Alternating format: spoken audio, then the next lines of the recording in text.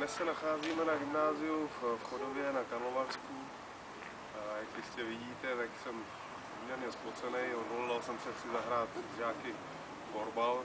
Byla to jednoduchá záležitost. Těch žáků, myslím si, že se tady sešlo poměrně dost.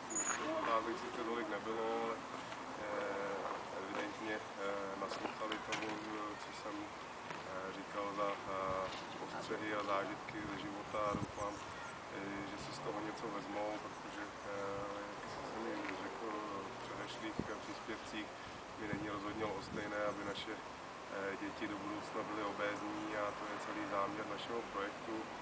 A při té příležitosti bych chtěl zmínit, že minulý týden jsme navštívili Chrudim, řekněme, školu s fotbalovým zaměřením. Dovolím si říci, že pan ředitel je nadšený fotbalový fanoušek. Podle toho i ta škola tak si myslím funguje. Je to jedině dobře, protože ty podmínky tam k tomu si myslím mají velice dobré.